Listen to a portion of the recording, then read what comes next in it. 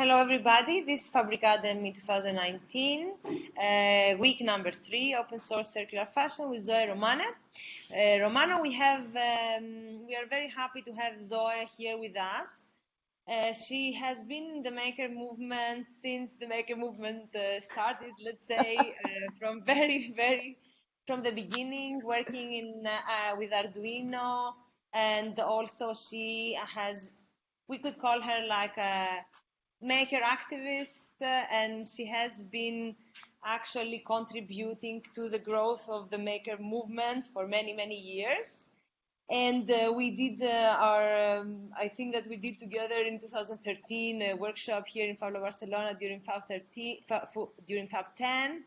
And since then we have been collaborating in many projects and being together as friends. And we are very happy to have her this week. So yes, you can go ahead. So let's start. So today I'm gonna talk a bit about some projects that are inspiring my action, but especially in which way, if we understand the ecosystem we are in, we can understand how to better perform our action as like makers, as activists, as crafters, as the role we want to have in this world. So I will start my presentation. I put the link in the chat. So I will share my screen now.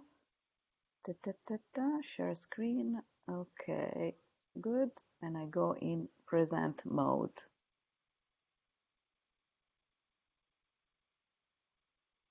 I'm very happy to be here for the 3rd year. As Anastasia was saying, I really like to be active in the way the maker movement is shaping a new type of economy and also a new perspective on manufacturing. You can find me on some channels online if you want to peer a bit, have a look. Today we are gonna talk about how, let's say, in some way, some understanding of the ecosystem we are in can shape better our action. As Anastasia said, I've been involved in this movement for many years, and actually I really like to investigate a lot at the crossroad between fashion, design, open source, and social impact. My background is not technological, but is like I graduated in moral philosophy, but I've been always like being active with my hands, making things. I have a learning by doing process, and I also founded a makerspace in Milan in 2015, and collaborating with Arduino for like 4 years, and also working in many other projects, especially funded by European Commission. One of my latest work is this that I presented during the conference that was happening in London 1 month ago. It's called Textile Intersections, where a lot of friends, researchers are participating. It's about an experimentation I did with sensor matrix and digital fabrication. You can download the file at the link. You can see it in the presentation. So let's start to see what is the fashion debate. The fashion debate is like pretty intense sometimes. There is a lot of discussion and people giving like opinions on how the fashion system should go. One of the let's say one of the most famous fashion trendsetter and forecaster is Lee, and she is actually working with I can hear someone. Sorry. Well, she's very like direct. She's been working in fashion for many years, but she's very direct in saying that there is a problem with fashion because actually innovation is not happening anymore because the system and the companies are governed by greed and they don't have vision anymore. And the way the manufacturing of fashion is happening is still like ancient, is still like uh, the way tailor shop were working, and also the way the fashion is taught in schools is in the old way, is about individual knowledge and also and is also focusing a lot on individual creativity, like building the personality of the catwalk designers. Whereas we see in every other many in many disciplines that this is not happening anymore. This is not is something that is not an advantage anymore, to think about yourself as becoming like a genius of the catwalk. It doesn't work anymore. But actually, there is a lot to do with collaboration and interdisciplinarity. So there are some nice videos on YouTube that you can see about. She published this anti-fashion manifesto, and she talks about it in a tech talk. So you can have a look if you want to go more deeply in this. On the other side, when you talk about innovation, it's really like it's a very umbrella concept. Innovation is depending on the person that say this word, it means a different thing. A lot of fashion companies, innovation is about in which way we can produce and sell more garments or faster with lower prices. Others think in different ways. They think, how can we be more sustainable, more creative? How can we make garments that are more comfortable and more useful? So it's not really like it's up to the generic word. It's not really meaning anything if you don't know who is what are the values that are behind it. And so when you go and see the the way the industry is working, you see that basically is made of fashion conglomerates. So it means that the 20 major companies are leading the industry, the global fashion. And according to a McKinsey Global Fashion Index, this is actually the data. And the companies, they account for 97% of the global economic profit of the sector. So sometimes I feel that also there is not an awareness of how these big conglomerates are really owning the small fashion companies that used to be independent, but then they became acquired. And these fashion companies are in this way for the luxury in the luxury system, in the sense that they have this vertical integration and they cover like luxury in a more broader sense. They deal with garments, but they deal with accessories, perfumes, and everything that is connected with luxury. But also you have vertical integration of fast fashion. There are also conglomerates in fast fashion. And they are actually, this way of organizing the business is very important because they have a competitive advantage thanks to the development of a high level of synchronization between, for example, manufacturing and merchandising. And economies of scale allows them to, for example, cut costs of management and supply. Just imagine like buying kilometers of organic cotton compared to a small producer that has to buy just a small amount of organic cotton. So this this idea of cutting the cost and optimizing the business, it works a lot if you're in a group and not just if you're a company that works alone. And especially if you see in fast fashion houses, they created unprecedented speed in product positioning. For example, many of you know that it takes about 5 weeks for Zara to get their design into a physical or online store for purchase, and actually it's even faster than H&M.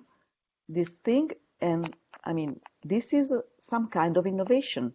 This is innovation. For them, they've been innovating for many years, but in this sense, to sell more and to have people to buy more garments.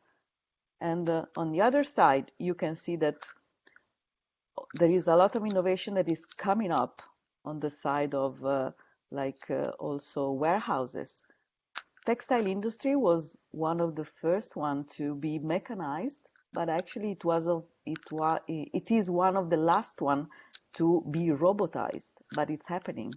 Uniqlo, for example, they opened up just the first store in Milan. They transformed recently one of its warehouses in Tokyo. They in a totally robotized warehouse. They cut 90% of the human staff, so totally replaced by machines, by robots. At the same time, for example, a Chinese company called Tianyuan, that is the largest producers of apparel for Adidas worldwide, they partner with this company called Software Automation, and so they are able to produce 800,000 T-shirts a day in a new plant, and they built this plant in United States, so not in China. They did it in United States, so it's really close to the people that buy the T-shirt. They are using SewBots, so and they can make a T-shirt every 22 seconds. So isn't this innovation? Yes. So, but is this the innovation we want? Is this the innovation we are seeking? So actually, is not. And actually, Lee is not the only one that is expressing concern around the way fashion system is going. Can you see the slide? Because here is saying loading. It's loading. Yeah, why? Let me check.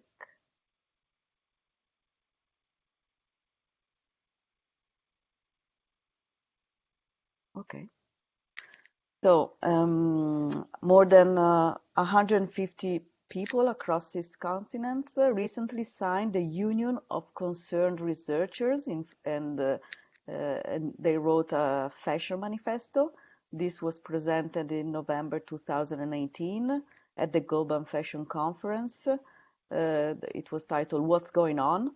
The promoter of this is Professor Linda Gross.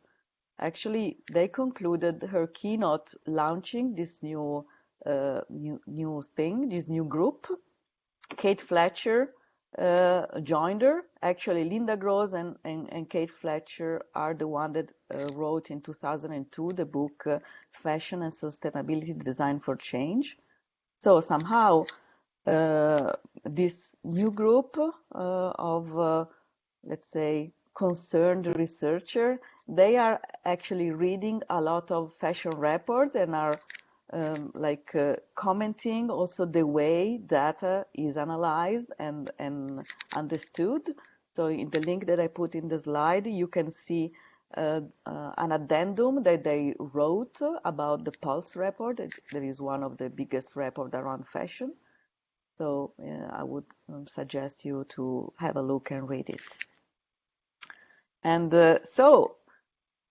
and what can we do? In which way we can think about innovation in our own way of, in the maker movement, let's say. What are the alternatives? In which way we can think about fashion manufacturing in a different way? What is our embodiment of innovation that we want to accomplish? Actually, if here you can see the pyramid of waste management.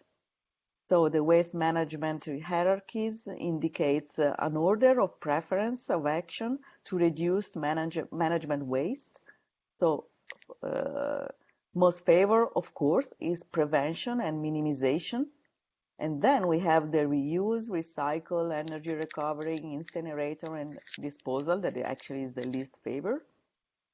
Actually, the European Union released the first directive around waste management in 1975 and finalized it in 2008, introducing the Waste Framework Directive with a new 5-step waste hierarchy to its waste legislation, which member states must introduce into national waste management laws.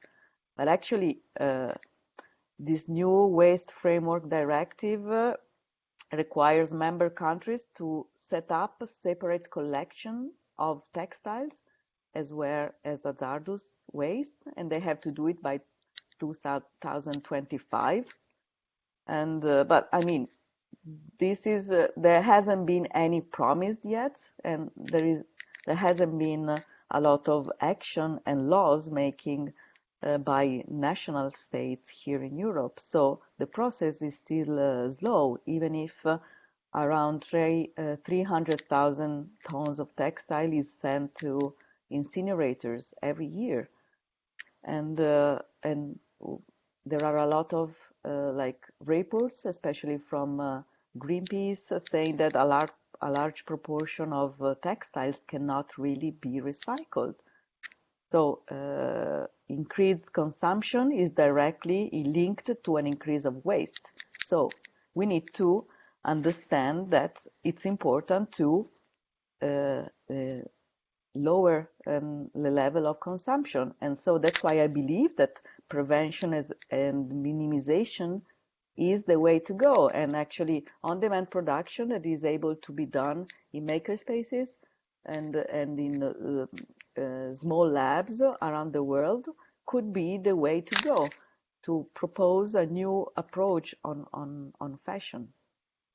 As you can see in this simple scheme of evolution from the pre-industrial way of producing and distributing the goods, we pass through the different types of industrial revolutions, and we are right now in the fourth industrial revolution, in which we can have a new approach to manufacturing that is digitally distributed, where the setup cost of local factory is very cheap, and really you can go into mass customized products, and this new production is led by open data and also is resilient and is basically working on on-demand production.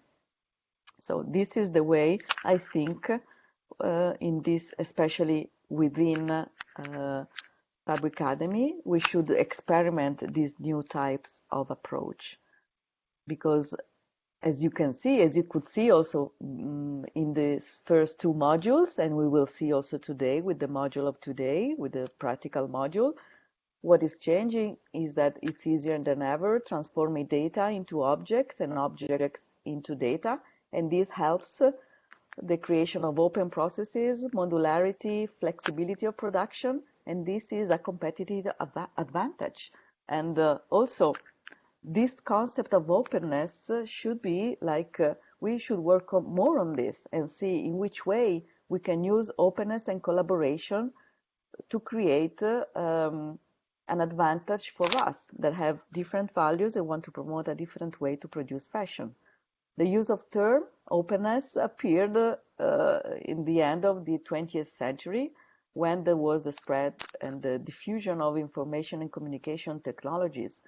If you see that in 1996, the brand 1000 patented the 56K modem. Do you remember? I mean, maybe some of you are too young, but the one who connected in around the end of the 90s, we were connected very slow. He was trying to build a music fax system. That is actually the first idea of downloading music from the internet. And the modem that were around at that time were too slow. And he patented that that technology of a faster modem, and actually the web, the internet that we see, that allowed collaboration, sharing of images, sharing of videos, could really start in that moment.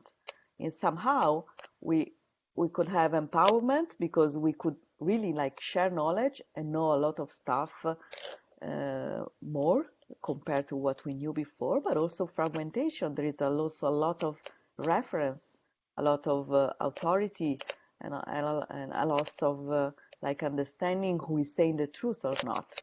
But actually, I think that it's is one of the big challenges of right now is to like understand where are the meaningful content of the internet are happening. So let's go a bit deeper in this concept of the openness definition. What does it mean, being open? Also, this word, like innovation, is used around the world, but sometimes is too vague and too fuzzy.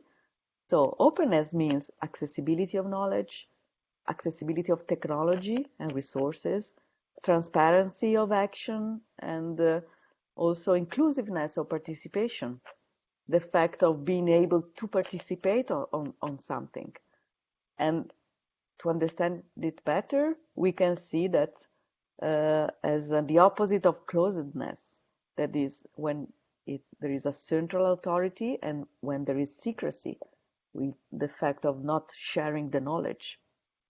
And for example, I mean, the most important experiment of global knowledge shared on and being of a competitive advantage is the free software. So we have the 4 freedom or Richard Stallman around the software. The Free Software Foundation promotes social solidarity, that is about the freedom to run the program for any type of purpose, the freedom to study how the program works, to distribute the copies, and to create a change and distribute the copies of the modified version. So free is not like in free beer, but is more like in free speech. So it's a matter of this type of freedom, is a human rights. And then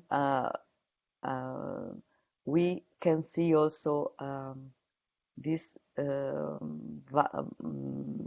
different type of approach related to content. So David Wiley conceived the 5R of open content, and is about retaining, reusing, revising, remixing, and redistribute. This is also interesting to explore in which way education is using this concept of openness to share knowledge in a more wider way.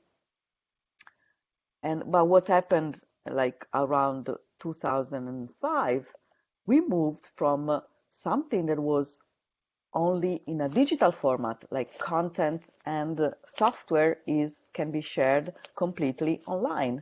But in 2005, we started to move from bits to atoms. So in which way also objects can be created with this approach. So we had new tools, Arduino microcontrollers, 3D printers. You can see this, you will see this in other modules on the Fabricademy.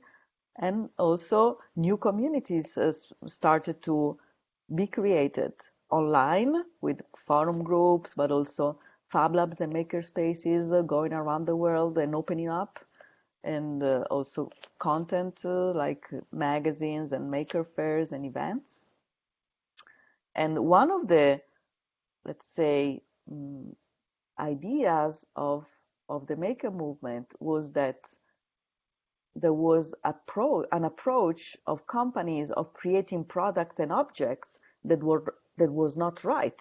All especially technological devices were becoming harder and harder to repair.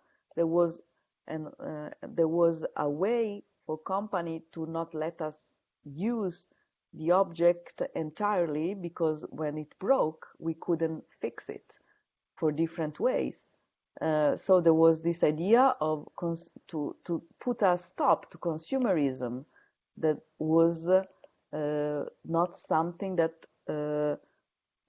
was prevented by companies. So we needed to get back this freedom of fixing and changing our object. On the other side, there was also, like say, 10 years later, no, 15 years later, the 2018 edition of the Maker's Bill of Rights, some kind of let's say, a critique of the maker movement that was also becoming a bit consumeristic and trying to sell a lot of components and a lot of, let's say, devices. The idea is that we don't want to be put in this concept of consumerism even in the maker movement. So also you can compare the two Bill of Rights and see what is the difference. There is this concept of programmed obsolescence. They came up, and there is a nice documentary online on how an example of the fact that companies are programming the life of our devices. For example, lamps. There was this cartel of lamp producers that decided what was the lifetime of a bulb, because at the beginning the business model of energy company was to also provide you the lamp. In fact, those lamps were lasting a life. They were long lasting. There is still in the fireman house of New York, there is still the lamp that was started in the 19th century is still there, and the beginning of 20th century, and is not dying. But when the business model changed, and so the energy company were providing just the energy and you had to buy the bulbs, they decided they couldn't make bulbs that were too much long lasting. So, and why is I'm talking about bulbs now? Because one of the things on which fashion works on to make money is programmed obsolescence.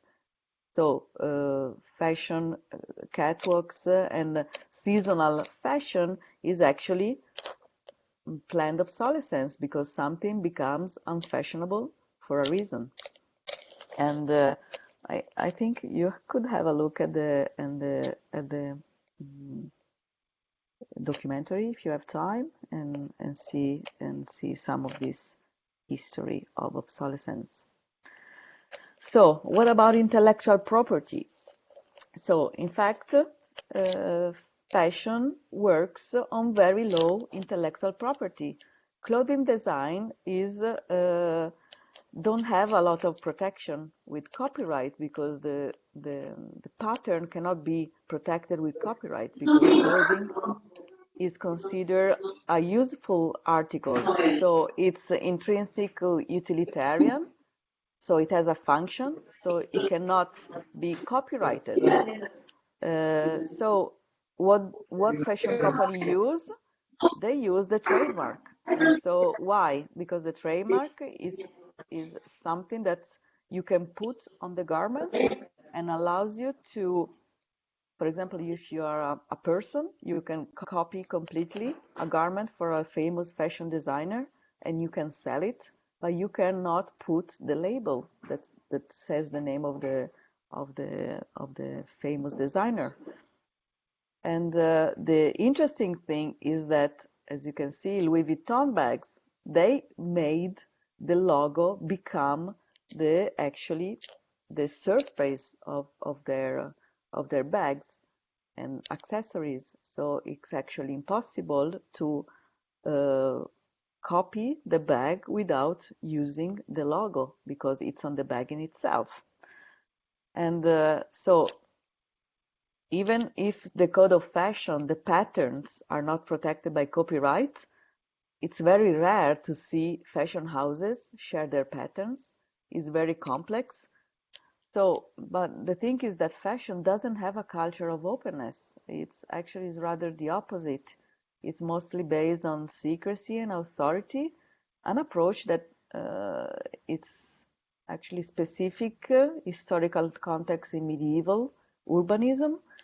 Craft guilds in medieval time organized the production and sale of particular products, regulating the hours that could be worked, the number of workers in a shop, the amount of raw materials any shop could obtain, the quality of standard required in finished product, and so on. So it's interesting to see how in those moments where production and guilds became part of the economy, the thing of secrecy and not sharing the knowledge became something very important. So you can see a lot in the history of craft. There are nice books around that talk about it. But in design, this thing is like spreading more than in fashion.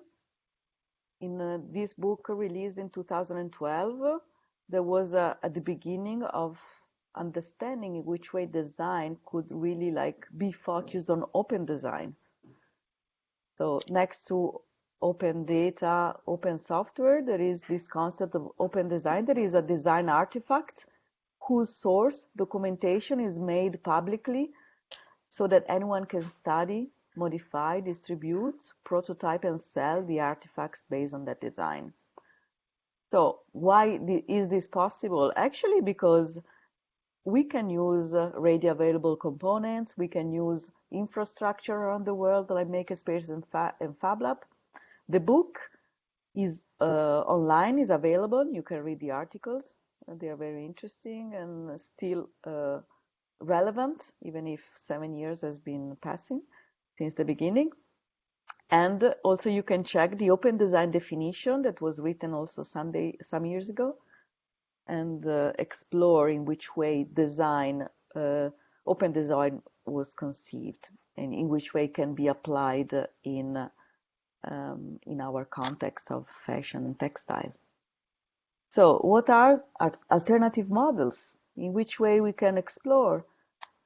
Thomas Lomi, that is the co-founder of Open Structures, talks about the next big thing will be a lot of small things. So how can we imagine small producers of fashion, of design around the world that are based on collaboration relationship? So Open Structure is an exploration on how open modular constructions can be fostered.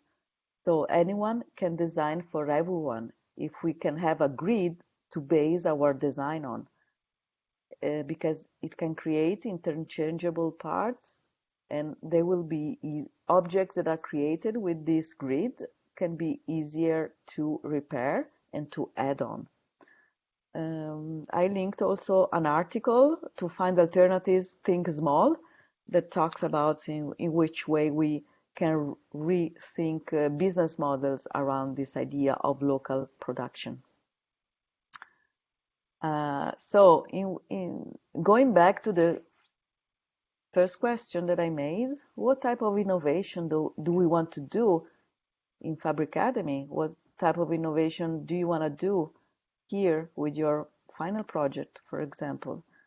It's important to talk about, especially to talk about new values, what new values you want to put inside your garments, inside your projects. And it's about also asking questions like in which society we want to live in, what role we want for fashion, what is my role and how can I contribute? How can I foster change towards a more sustainable society? And also, am I able to distinguish greenwashing and social washing from real change? So these are all interesting questions. If we see in the past, I give you this nice collective of architects that were active in the 70s, end of 60s and 70s. They took a different approach on garments because they saw garments as the nearest habitat system, because as they were architects, they think about and design habitats. So for them, the garments is the nearest habitat system because we put it on our body.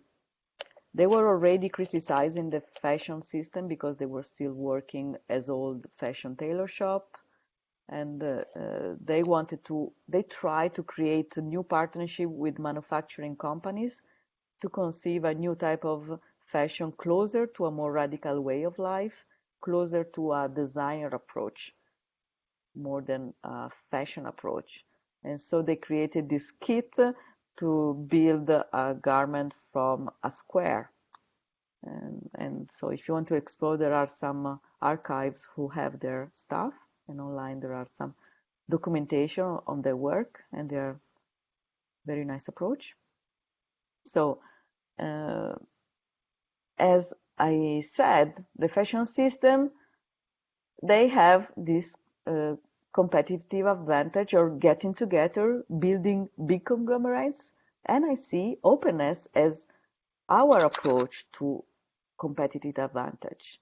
So openness is the tool that we have to foster a new type of fashion which is local, sustainable, and aware of social justice. So with this motto that is also shared by the maker movement, that is share global and manufacture local. And this week it can be done in maker spaces because we have new tools, we have new approaches, we can maker spaces can become hubs for creation, but also small labs for production and prototyping.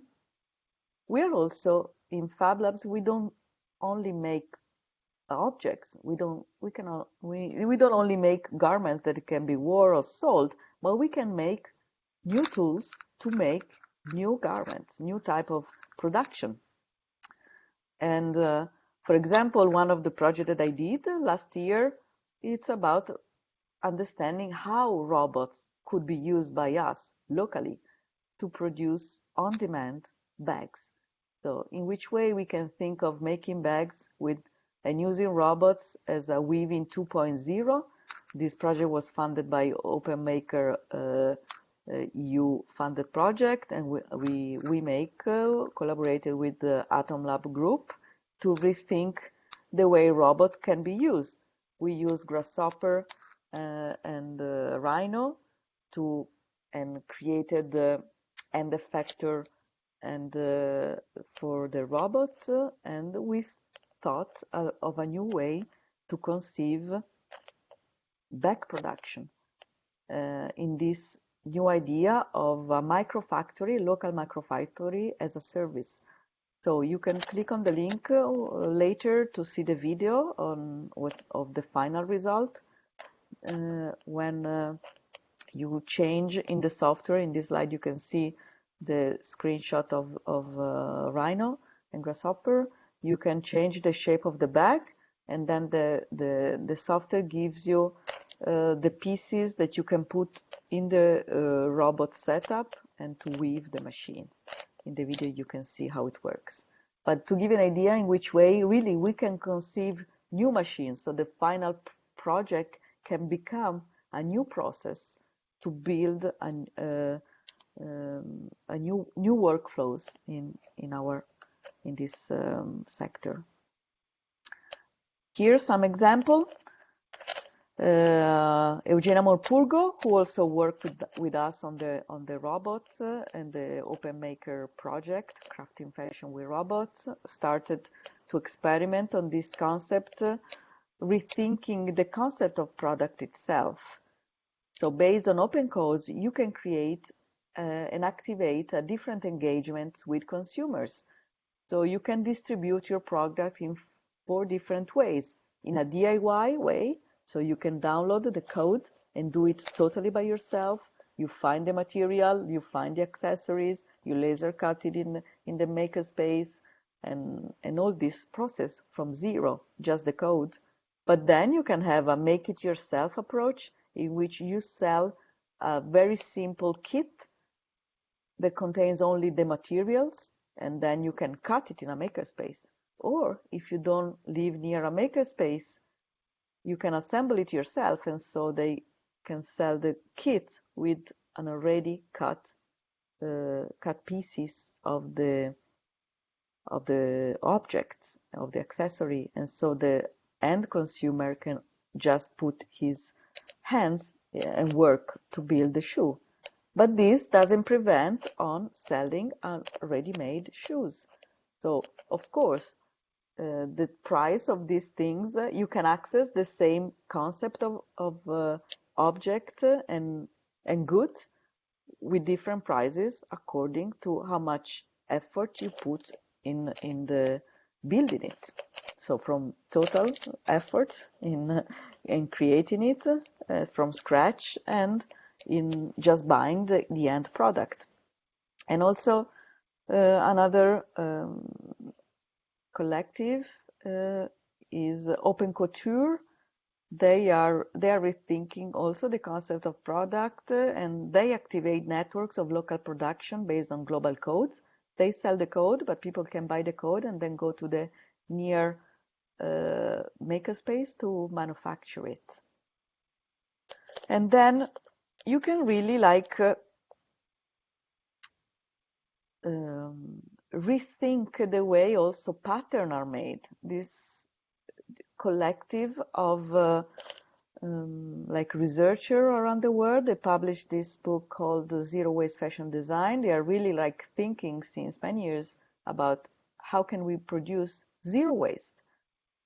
And the thing that I like a lot about their approach is that they say it's not just a matter of saying let's use a pattern that is zero waste, but to reach a zero waste pattern, it means that you need to have a different type of communication within the industry, within the factory, within the company, because you cannot have a tailored approach, but you need to have people talking together, because the fashion designer has to talk with the manufacturing process. It has to talk with the pattern cutter and the machinist. Usually in the usual fashion system, these roles are divided. They are not talking together. They have this division. So I would, if this slide works, I will finish also giving this last example, the last two slides. Another example is this project of Holly McGillan. She created this project. I have to go smaller because it doesn't, but you can see it like this. So it's called Make Use. So it's a website in which she shares open source pattern to also share this idea, this approach of how to design zero waste. And the fact of sharing knowledge and it's a faster way to foster change. That's why it's important we have this approach of open design. Also for a matter of having change happen quicker. So, competitive advantage. I would say that for moving from an unsustainable way of the fashion system to a sustainable and more socially aware of fashion system is not just a matter of being more good or being more generous, but actually I really think there is we need to experiment of the competitive advantage of our approach, moving from the concept of product to the concept of platform. So a product that is not just an object that a consumer can buy and throw away, but as a relationship that you create with your customers. Also, this idea of seasonal collection that work on planned obsolescence actually is good to have an evolving catalog that can change. It can change also with the textile you choose to make the garments. So there are a lot of variation that you can do with a catalog of product. You don't need to create a whole collection every year. Also, this idea, moving from mass production to local distributed production, it means that you can talk with niches, new type of customers that are really not finding what they want in the mass market.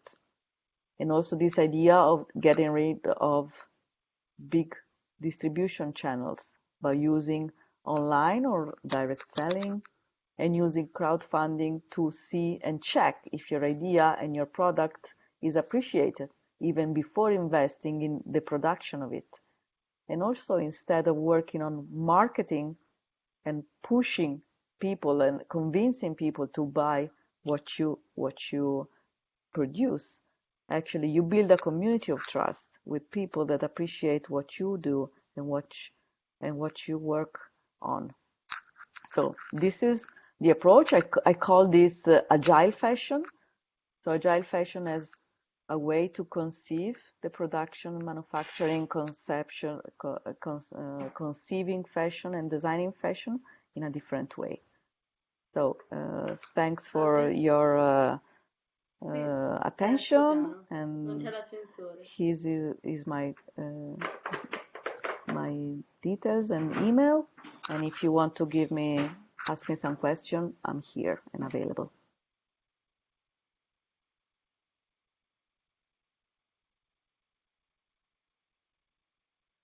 Any questions?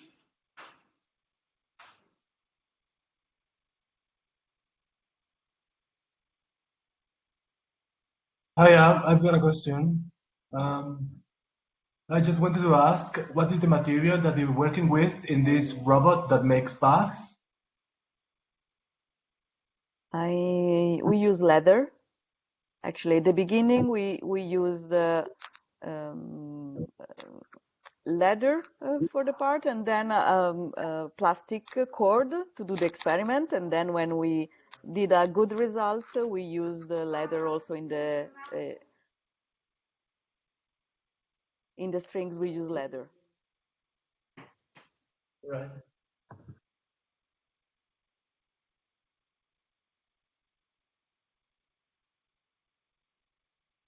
Okay. Yeah.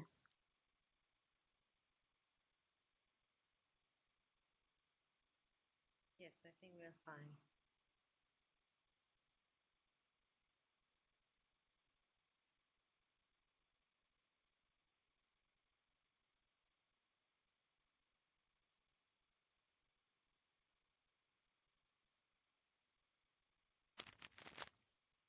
Hello.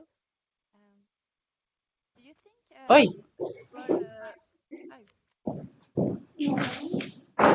can I go? Oh, Paulina was also there. Hi, I would like to ask about how do we also drive innovation when the fast fashion works so well, because people also got very used to have such change in terms of trend and get what they want very quickly. Because I also see that the major success that Zara has is to provide what people want so fast. So not just fast fashion in terms of being fast to be disposable, but also to be fast in reacting to those desires, because the desires in terms of trends are still coming. And you still have people that want to change their wardrobe every month.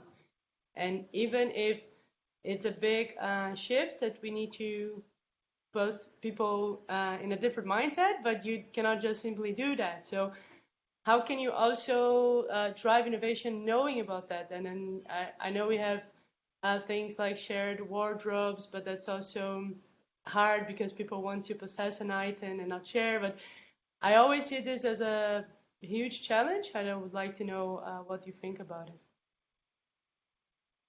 Yes, of course. Yes, it's a challenge, and it's the fact, how do we build a desire? How do we have people desiring things? And I think when I said before that we need to move from marketing to community, it's because this type of desire is built with distance between people. And I think that there is a new type of desire that can be built with having people staying closer together. So right now, what I see, especially here around in the context of the new possibilities is that the network and communities of people that are wanting to make a change in their life is not just a matter of garments, but they also are more concerned with food, are more concerned with energy. So it's a ecosystem process, and I think there are community meeting every now and then in local cities, and they get together also to promote new type of products that move from food to garments. So I think that is the context in which you are in touch with the people. Is not that you, because when you are on Instagram, they see you, is the same. They see your garment, they see a Zara garment, is the same.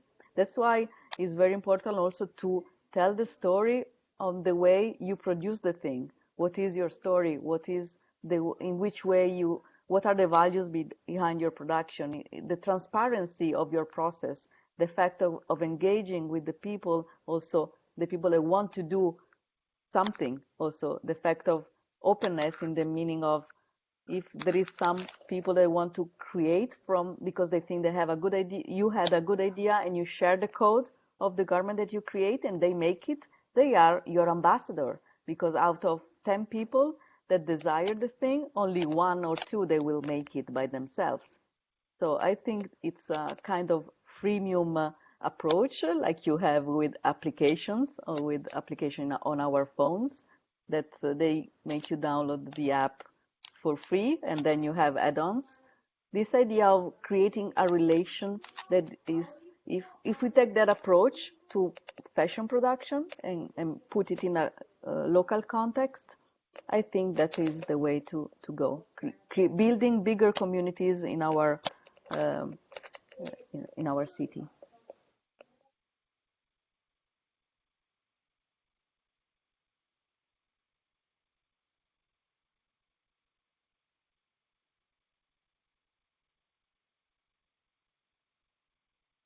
Do we do a break or we go to the modular, or there is a question? Give me a second, I have one more question. Okay.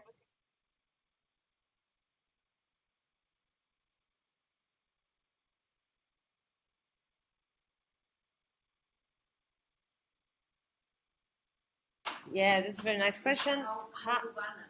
How we can balance and how we can create agility, being more efficient between the innovation and market and product, like basically, how can I say, fashion is low fashion company in Peru. yeah. And what I found is that the main challenge, I need to gain agility. I have to get the space for creating. But on the other side, I need to get agility. Yeah, how, like, for example, a company that promotes slow fashion and more ethical and transparent, how it can compete actually with fast fashion and all the agility, and how it can quickly be able to be in this very fast market. I mean, these questions are like questioning you are like in the spotlight, and we are questioning you like the biggest questions ever. And anyway, it's your opinion. You can. It's an opinion. It's not a solution. So it's a hard approach, in the sense that we need to change the narrative. We don't need to compete with them. We are something totally else. And also I see very small fashion designer that are trying to create a business model that is similar to big fashion companies, and it doesn't work. You cannot work. They are, as you can see, they have a lot of finance behind it. You cannot do it. There is too much risk to take. So the fact of being more agile and use the competitive advantage of these new type of technologies, it's really like, it's not trying to do what the big companies do, but in a smaller way. That doesn't work. That's why I say it's not just a matter of you have to change totally the perspective. And using some of the inspiration that I gave you in the last slide, how you can create a different type of relationship with your customer, and in which way your product can become a platform of relationship with your customers that are not just customers, but they are more. Okay, I think we can continue now to the technical part. Okay, so I hope it doesn't create that problem. I'm not sure why it created that weird message, but let's go with screen sharing. Yes. Okay. Let me see if I go with present.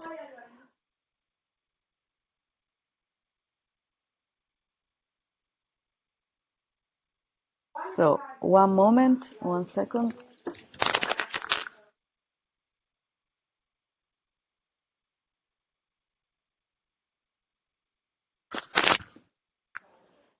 Okay, so today we talk about a modular fashion.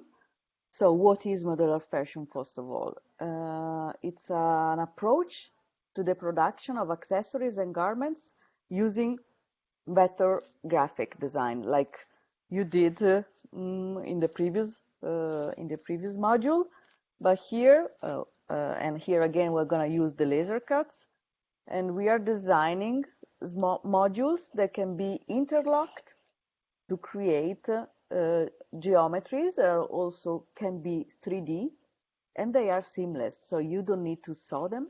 It's pretty similar to what you did with also the body scanning and interlocking, but it has a different approach because we are gonna use soft materials, and the approach is takes inspiration from the tessellation. So in plane geometry, tessellation is a way to fill a surface with various shapes and geometries, and that can be infinitely replicated. So we have it in nature. For example, beehives are like they tessellate. And here Hescher, I think most of you know him. He was a master of tessellation and also interlocking with shapes and very nice illustration. But also in architecture, you can go. There are a lot of architects that are working with tessellation and going like parametric with 3D modeling in big structures. We are not going to go in this direction in this module, but we are going simpler but similar. I will give you some inspiration to see what I'm talking about. So Takeiro Ando is one of the designers that is using this technique to create little kits made of components with different colors and made of felt. The customer buys the kit in different numbers and creates a surface that can be used as a tent or as a cover, or can be many different uses. Here again, he also experimented with wearing this garment that is very scenographic, and he uses a big module, and this module, as you can see, can be interlocked in two ways. Actually, it's front and back, and it can create also with size. You can create very nice effects. It goes very simple. So basically, as you can see, it works it starts from the shape of a circle, and then it creates cuts. Here he had 2 cuts, and here he created 3 cuts, because with 3 cuts, you can go 3D more easily. Neja Bournet, also she creates a more complex shape but still she stays flat. It's a kind of a flower-shaped piece, and also, as you can see, the cut, it's in the middle of the circle. And on the side, Marianne Williams, I give you the names so you can then explore and go online and search for their names and find more documentation if you want to know more. Not all of them share the file of the module, but I think you can have a look at it and explore and reverse engineer the module if you want. Actually, could be an exercise. Marianne Williams, she starts to go 3D with making vases and also making bags. This is a very simple rectangular module. Also here she plays a lot with colors, and colors are very important with this type of approach. Mattia Kopp, she goes more complex. As you can see here, we have an additional complication, an additional challenge. She starts from one single module and she changing the size of the module to create a better fit of the garment to the body and create changes of shape and more variation in the design of the accessory or garment. Here again is made of felt. Here the bag is made of leather, I forgot to say, and these are made of felt, the vase and the white accessory. Here is again felt. Usually is like 3mm felt that you find to buy.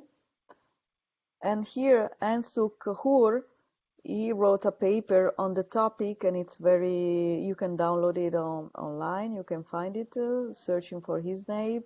He goes more organic as an approach. He mixes small, big pieces and modules, but also he mixes them with also larger surfaces. If you see this middle, in the picture in the middle, you can see that there is a big piece of felt that has been designed with holes, and it's not a module, it's just an additional decoration of the garment. And the nice thing about him is that he, in the paper that he published, he also shows you how is the module made and in which way he managed to make it bigger, to make like a kind of a gradient becoming smaller, making the module becoming smaller. I recently found this blog of the Greta. She makes a lot of experiments. She uses paper. Basically, she doesn't really use them for garments, but I think is a good starting point to get some inspiration and see not just what type of module you can do, but especially how you can nest it in your surface. Because the nice thing of this approach is that it's good to find a module that can be nested and use all the pieces of the surface that you have in the laser. If you have a big laser, you can have big pieces of felt that you put in it and make a perfect nesting of the pieces. So the assignment of the week, the idea is that you conceive and design a module, you test and prototype different type of module or variation of that module, and then you create a final piece with that module. And you can experiment with different material. And the workflow is that, of course, you build the first 2D design, then you do a lot of testing, and then finally you laser cut. The 2D design is very important because usually it's better I advise you to sketch and design with paper at the beginning, starting from very basic shapes and starting to understand how interlocking works. And then with paper, you can also start to see how goes 3D, because at the beginning, when you design the module, you don't really can figure out how interlocking the pieces, the 3D shape could behave. So it's really important you start really at the beginning to see, adding more pieces, what type of shape comes up and what type of curves or what variation of interlocking you can experiment. And then, secondly, you can iterate the process. You can make a small changing and see that small change, what happens. You can also try different approach. The important thing is that in the assignment, you show that you have been exploring different roads, and maybe you can explore the road of the shape of the actual module, or you can explore the cuts, you can explore the size of the module, you can explore in which way the different material react in a different way. And finally, you can start to go on the laser cuts. And in the laser cut, you could use, it's better to use materials that are a bit thick, like neoprene, leather, fake leather that has no PVC. You can ask fake leather with no PVC. I don't call it eco leather because it's not eco, because it has a lot of plastic in it, but at least choose plastic with no PVC, because you cannot cut PVC with your laser cutter, as you know, you may probably know. For the assignment, you can design using the software you prefer. You can use Inkscape or Fusion or Illustrator or else. I have people that use Rhino or SketchUp or whatever. I think the important thing is that you can also experiment of a different approach to design and nest the modules in an alternative way. And then you will deal with, together with your local instructor, will deal with the settings for these new materials that you are using. Usually neoprene, leather, and felt are commonly used in makerspaces, so they should have the settings. If you want to test new materials, you can do it, but do it together with the local instructor, so you can then share the settings with also the community of your makerspace. So some tips. Is very important. It's very easy to use Boolean operation if you want to draw regular shapes. So Boolean operation are subtraction, addition. So you can add circle, you subtract circle. So Boolean operation are very nice and clean to create complex shapes. Another thing is that, remember, the laser erodes material. So when you have the line of the cut very close to each other, it could happen that erodes too much material, and when you interlock the pieces, the bridge breaks. So be careful to keep the distances between the lines, usually around it depends, but more than 3 millimeters. Also, because interlocking, it needs some force, so strength. So sometimes when you do it, it can break, and so you don't want that.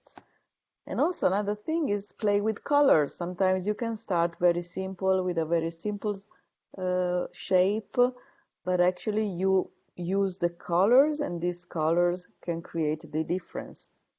And the difference can be seen on double face, on one side and on the other. So This is something that it's important to keep in mind.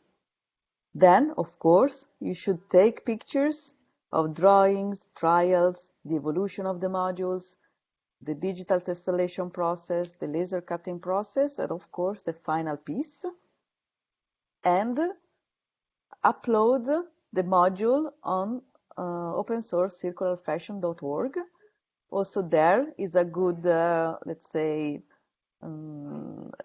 starting point to explore what other students of past Fabricademy modules created in the past 2 years. So thank you, and if you have any question, I'm here, and I stop the sharing, and I give you the link to the this presentation. The link is here. Any question? Sorry, hello. I would like to Hi. ask you, my pleasure to see you again. Hi.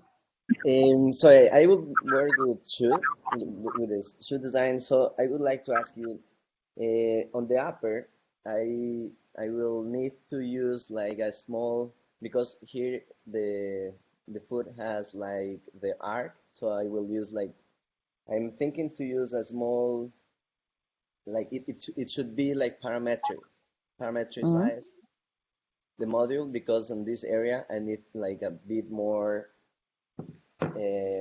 small pieces Yeah. to make the shape on the upper, and Yeah. bigger pieces on the side. I don't know if you can see it a little. Yeah.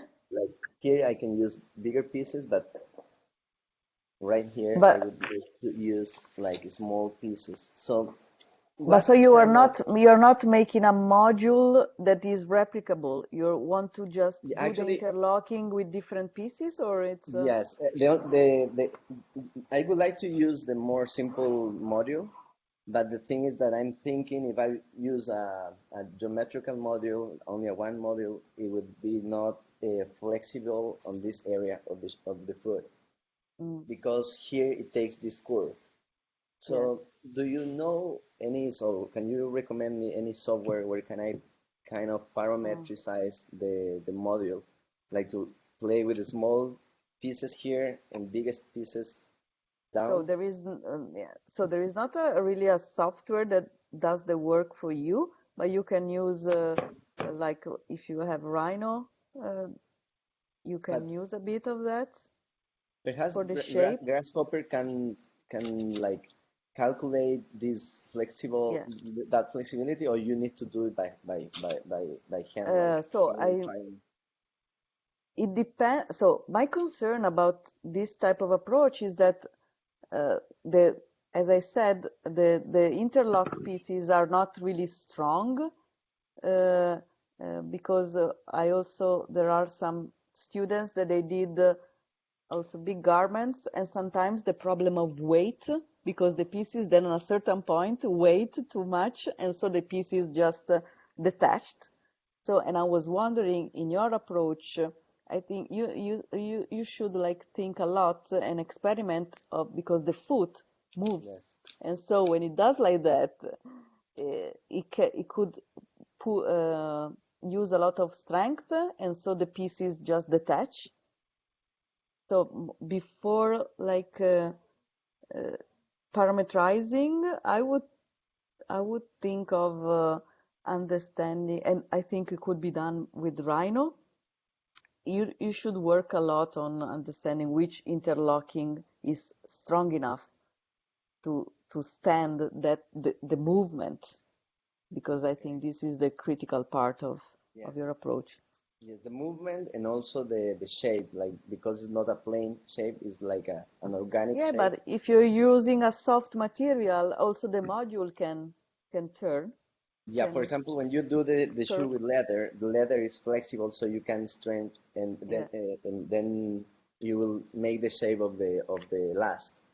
But with the modules, if you strain, then could Yeah, be yeah, could break the yeah. But I don't know if Anastasia has tried to with fusion. I didn't try with fusion with parametric. I know that. So If somebody has experience with Rhino and Grasshopper, you can check the documentation of Laura Civetti from the first year of Fabricademy in Barcelona. She did a parametric definition for modules. And in the shoe case, I would think of something, for example, that has cuts, many cuts, and you have some pieces that they go from down to up, like they are going like this, and another piece from the top that actually these pieces, they interlace. I would think more of the system that they use in post-couture, together with another shoe reference that Zoe was asking. But if you want, Juan Felipe, we can talk on the phone about that. Yeah. Okay, Anastasia. Thank you very much. For real.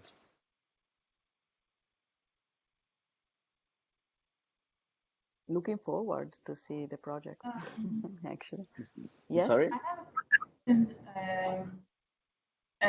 You explained about how the modular fashion is to do with modules. Do these models have to be one shape, or can it be different kinds of shapes? I'm trying to see how practical it is. From the experience that I've had, I always find them tearing apart or coming apart. So I want to know, like, how practical is it? The best part about modular fashion is that it's put the material back into the fashion world and nothing. It does not lead to any kind of extra add-ons or anything. So I wanted to know, in terms of like shapes, what is actually modular fashion? Can different shapes come together, or does it have to go with destination that is using just one pattern and its variations? Not sure if I'm clear. I kind of understand what you're saying, and my opinion is that it's interesting when you use modular fashion, because on one side you can give to the customer the assembly of the modules, and in the future you can also make them evolve the garment, because you can buy additional modules and you can have the garment evolve after 6 months. So you don't throw away everything, but actually you can disassemble it and make it become something else. So the fact of using the same module as a shape is the fact that after a while you can add more colors, add more shapes, or change and make the garment evolve in a different garment. This is for me the nicest part of it. But I think that for the structure it's good to use one pattern, but then you can also create bigger areas in which you use a bigger pattern that has some kind of decoration as you like. I think that this exercise is kind of like a riddle or a puzzle, because you need to work with the material, because the design of the module has to do a lot with what material you're going to use. So if you have thick felt or leather with one slot and the head and the cup, maybe it works. But if you have a thinner material, maybe you need to make many slots and interlace. So it is a matter of understanding the material and how the material actually will shape finally the design. And also moving from 2D to 3D, because you really don't understand what is the 2D, what is the reaction on the body of your of the shape. And I also think, like, the more inserts and the more cuts you have, like if you have one cut and one insert, or if you have two cuts and two inserts, it leads to different kind of results, right? So when do we stop? Because it can go infinite, I think. You need to decide where to stop. I mean, and it's up to you. And that's, and I think you will see it. You will understand when to stop. The material will talk with you.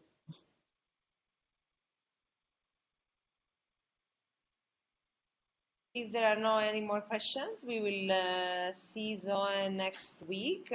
Thank you so much for this global vision, and sorry for putting you in the corner with these like big questions, but it's good to make us think, and please do write also your thoughts on your documentation, maybe references and documentaries that you may have seen. So it would be nice. Good. Anastasia, can I ask you something about the circular fashion? Yes. So I would like to ask you about the project you show from another show. What is the business model they are using, and what is the like the distribution system and logistic to So you get can into ask the Zoe. market? Zoe. Yeah, to Zoe. To Zoe. Yeah. It's four type of. It's actually the business model is that they are distributing and selling in four different ways. Like from the freemium, that is just the code, to the already made shoe. Actually, they got in touch with the small producers to deliver the material, and some others that could manufacture the shoe for the one that want to buy it already made. And also they were trying to involve also maker spaces to be hub of production if they wanted to build it and produce it themselves. The idea is that as they found the right material for the sole, the right material for the leather, and also for the string that is good to do that type of shoe, they are selling the kit around it. Basically, that is the main like income, because they source the good materials, the good supply chain. Okay, and how is like how the market react to the product? Like, what was the most like what is the main client the project has?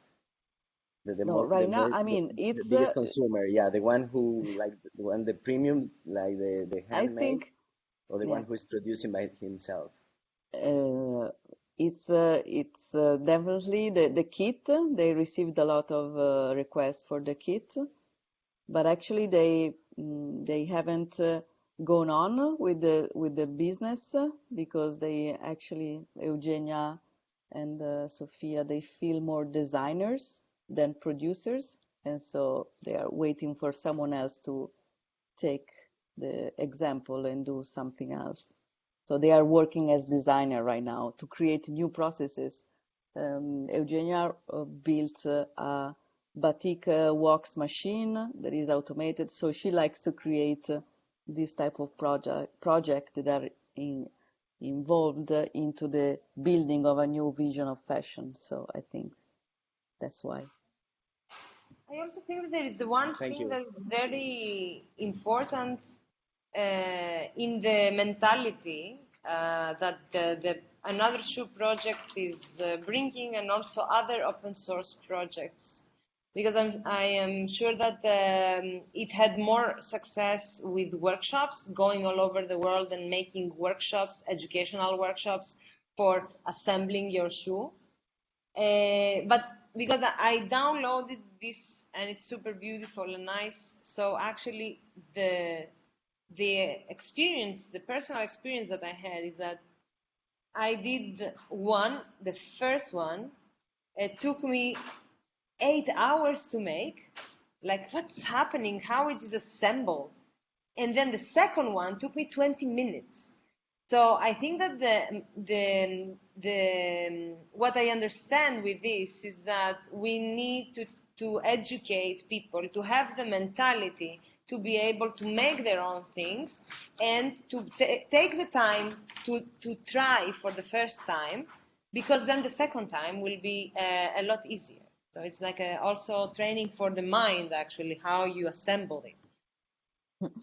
But also what I found also in these years is that the people that conceive also that are trained as designer and are able to create these new processes and workflows and business models, then they don't want to be producers. They prefer to keep inventing new business models. So right now there is a lack of people that want to produce with their hands. There is not enough people to want to produce with not. I'm not meaning DIY. I'm meaning producing to sell, because it's not easy, and sometimes who are trained to produce with their hands are not in touch with this type of approaches. So we need to think about how to fill this gap. Okay, any other questions? Okay, I will stop recording.